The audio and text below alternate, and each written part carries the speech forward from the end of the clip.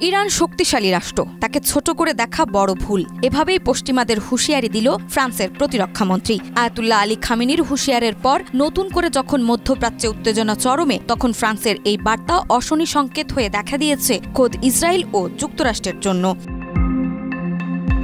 Iran Israel সরাসরি সংঘর্ষ আপাতত বন্ধ হলেও পাল্টাপাল্টি হুমকিতে পরিস্থিতি রীতিমতো জটিল হয়ে উঠেছে। এর মধ্যেই ইরানকে শক্তিশালী রাষ্ট্র হিসেবে স্বীকৃতি দিয়ে তা নিয়ে আলোচনার কেন্দ্রে চলে এসেছে ফ্রান্স।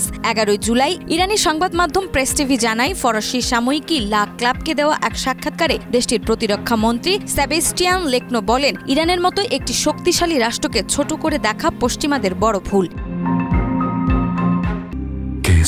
শেকড় থেকে শিখরে।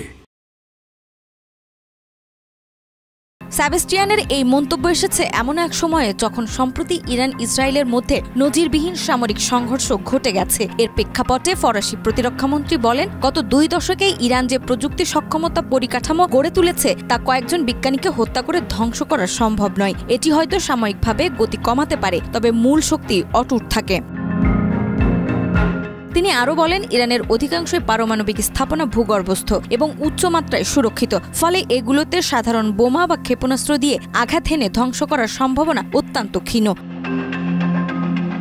বিশ্লেষকদের মতে সেবাস্টিয়ানের বক্তব্য ইঙ্গিত দিচ্ছে পশ্চিমা বিশ্বে ইরানকে ঘিরে ধারণার পরিবর্তন আসছে। ইরানকে আর সহজ প্রতিপক্ষ হিসেবে দেখা সম্ভব নয়, বরং দিন দিন এই ইসলামিক প্রজাতন্ত্র সামরিক দক্ষতা, প্রযুক্তি, কূটনৈতিক চতুরতা ও আত্মনির্ভরতায় আরও বেশি পরিণত হয়ে উঠছে। নাজমা, মাই টিভি।